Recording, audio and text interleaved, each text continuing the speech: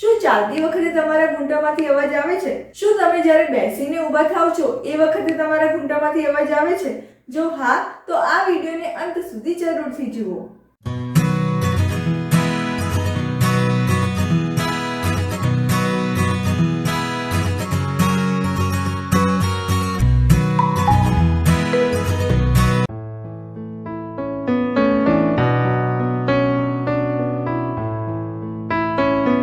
નમસ્તે મિત્રો, કેમ છો બધા? મજામાં ને? હું છું ડોક્ટર ઉર્વિશા અને હું એક ફિઝિયોથેરાપિસ્ટ છું.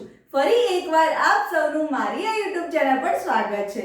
ઘણા લોકોને સાંધાઓમાંથી કટકટ જેવો અવાજ આવતો હોય છે. તો આવો કટકટ જેવો અવાજ કેમ આવતો હોય છે? અને ખાસ કરીને ઘૂંટણના સાંધામાંથી આવો કટકટ જેવો અવાજ આવતો હોય છે. તો આવો ઘૂંટણમાંથી કટકટ જેવો અવાજ આવવાનું કારણ શું હોઈ શકે છે? અને એના લીધે લોકોને ઘૂંટણમાં દુખાવો પણ રહેતો હોય છે. તો આવા દુખાવાને દૂર કરવા માટે તમારે કઈ કઈ કસરતો કરવી જોઈએ એના વિશે હું આજે આ વિડીયોમાં જણાવીશ. તો આ વિડીયોને જરૂરથી જુઓ. ઘણા લોકોમાં સાંધાઓમાંથી મૂવમેન્ટ કરતી વખતે કટકટ જેવો અવાજ આવતો હોય છે, પરંતુ અમુક લોકો જાતે જ સાંધાઓની મૂવમેન્ટ કરીને કટકટ જેવો અવાજ કરતા હોય છે. જેમ કે આંગળીઓની આવી મૂવમેન્ટ કરીને કટકટ જેવો અવાજ કરતા હોય છે, પછી ગરદનની આવી મૂવમેન્ટ કરીને કટકટ જેવો અવાજ કરતા હોય છે. આવી એક એમની આદત બની ગઈ હોય છે અને આમાં એમને તકલીફ પણ થતી નથી હોતી. પરંતુ અમુક લોકોમાં જ્યારે જોઈન્ટમાંથી મૂવમેન્ટ થતી હોય અને કટકટ જેવો અવાજ આવતો હોય ત્યારે એમને જોઈન્ટમાં તકલીફ અને દુખાવો રહેતો હોય છે. હવે આપણે સાંધાઓમાં કટકટ જેવો અવાજ કેમ આવતો હોય છે એના વિશે જાણી લઈએ. પરંતુ એ જાણ્યા પહેલા આપણું એ જાણવું બહુ જરૂરી છે કે જોઈન્ટ એટલે કે સાંધો શું છે. આપણે જાણીએ છીએ કે શરીરના ગમે તે જગ્યાના સાંધામાં બે હાડકાં એકબીજા સાથે જોડાતા હોય છે. પછી ભલે કોણીનો સાંધો હોય કે પછી આંગળીઓના સાંધા હોય કે પછી ઘૂંટણનો સાંધો હોય. આ સાંધાઓમાં એક હાડકું અહીંયાથી આવે છે અને બીજું હાડકું અહીંયાથી આવે છે. એમ કરીને બંને હાડકાં એકબીજા સાથે આ રીતે જોડાતા હોય છે. પરંતુ આ બંને હાડકાં એકબીજાને અડીને નથી જોડાયેલા હોતા. એ બંને હાડકાં વચ્ચે થોડી જગ્યા હોય છે અને એ જગ્યામાં ફ્લુઇડ આવેલું હોય છે, જેને સાયનોવિયલ ફ્લુઇડ કહેવામાં આવે છે. એના લીધે આ બંને હાડકાં એકબીજા સાથે ઘસાતા નથી. આ ફ્લુઇડ લુબ્રિકેશનનું કાર્ય કરે છે, જેના લીધે હાડકાઓ વચ્ચે ઘર્ષણ થતું નથી અને હાડકાઓ આસાનીથી મૂવમેન્ટ કરી શકે છે. આ બંને હાડકાઓને એકબીજા સાથે જોડાયેલા રાખવા માટે કાર્ટિલેજ, લિગામેન્ટ્સ અને ટેન્ડન્સ આવેલા હોય છે. બસ આવું જ સ્ટ્રક્ચર દરેક સાંધામાં આવેલું હોય છે. હવે વાત કરીએ કે સાંધાઓમાં કટકટ જેવો અવાજ કેમ આવે છે. તો આપણે જાણીએ છીએ કે જ્યારે શરીરના કોઈ પણ સાંધાની મૂવમેન્ટ થાય છે ત્યારે એમાં સૌથી પહેલા બંને હાડકાઓની મૂવમેન્ટ થાય છે, ત્યારબાદ સાંધાની મૂવમેન્ટ થાય છે.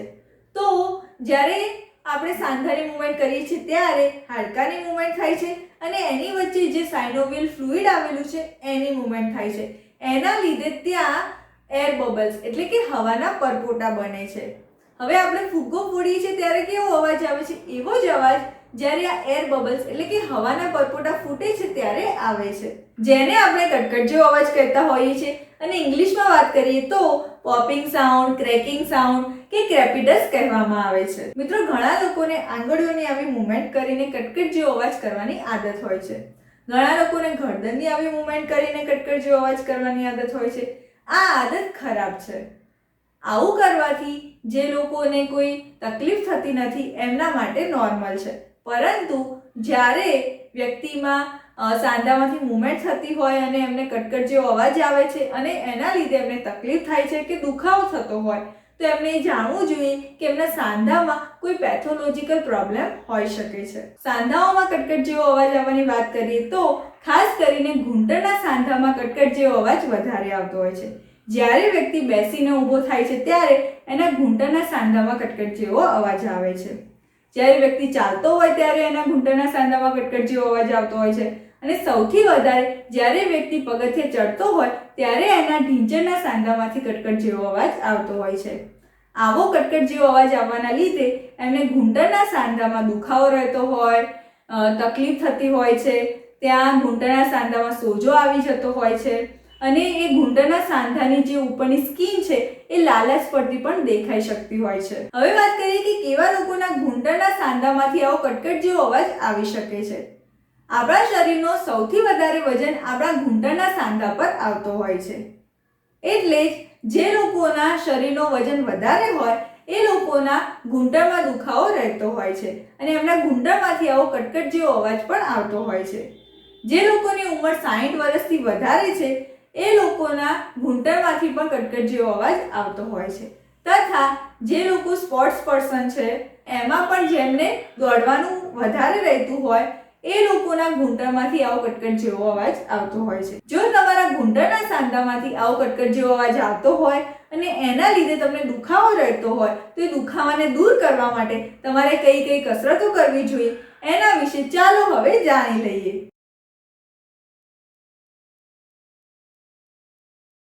આ એક્સરસાઇઝ કરવા માટે તમારે આવી સ્થિતિમાં સૂઈ જવાનું છે. ત્યારબાદ સીધા રાખેલા પગના પંજાને તમારી તરફ ખેંચવાનો છે. હવે પગને આ રીતે ફેરવવાનો છે. ત્યારબાદ પગને ઘૂંટણમાંથી વાળ્યા વગર સીધો ઉપર લઈ જવાનો છે. હવે એ સ્થિતિને 10 સેકન્ડ સુધી હોલ્ડ કરી રાખવાની છે. ત્યારબાદ પગને ધીરે ધીરે નીચે લઈ આવવાનો છે.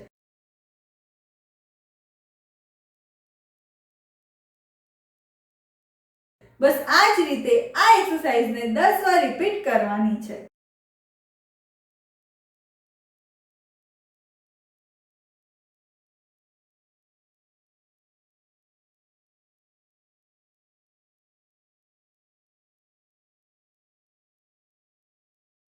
હવે બીજી એક્સરસાઇઝમાં તમારે આવી સ્થિતિમાં બેસવાનું છે.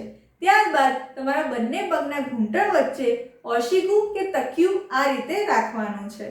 હવે તમારા બંને પગને આ રીતે સીધા કરવાના છે. તમારા બંને પગના પંજાને તમારી તરફ ખેંચવાના છે. ત્યારબાદ બંને ઘૂંટણની વચ્ચે રાખેલું ઓશિકું કે તકિયું તમારે બંને પગના ઘૂંટણ વડે દબાવવાનું છે. હવે એ સ્થિતિને 10 સેકન્ડ સુધી હોલ્ડ કરી રાખવાની છે.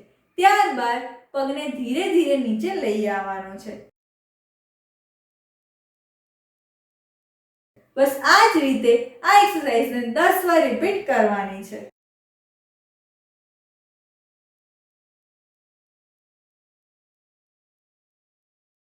હવે આ ત્રીજી એક્સરસાઇઝમાં તમારે આવી રીતે દીવાલનો ટેકો લઈને બેસવાનું છે. હવે દુપટ્ટા કે ટુવાલ વડે તમારા પગને આ રીતે પકડવાનો છે. હવે ઘૂંટણમાંથી વાળ્યા વગર પગને તમારે તમારી તરફ ખેંચવાનો છે. આવું કરવાથી તમને ઘૂંટણની નીચેના ભાગમાં ખેંચાણનો અનુભવ થશે. હવે એ સ્થિતિને 20 થી 30 સેકન્ડ હોલ્ડ કરી રાખવાની છે. ત્યારબાદ પગને ઢીલો મૂકી દેવાનો છે. બસ આ જ રીતે આ એક્સરસાઇઝને 3 થી 5 વાર રિપીટ કરવાની છે.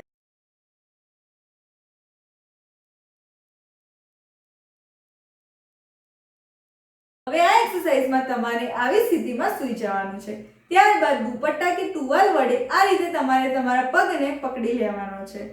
ત્યારબાદ ઘૂંટણમાંથી પગને વાળ્યા વગર પગને સીધો ઉપર લઈ જવાનો છે. હવે એ સ્થિતિને 20 થી 30 સેકન્ડ હોલ્ડ કરી રાખવાની છે. ત્યારબાદ પગને ધીરે ધીરે નીચે લઈ આવવાનો છે.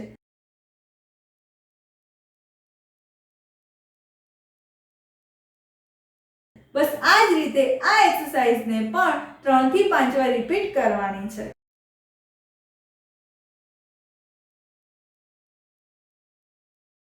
અત્યારે બતાવેલી બધી જ એક્સરસાઇઝીસ તમે દિવસમાં 2 વાર કરી શકો છો.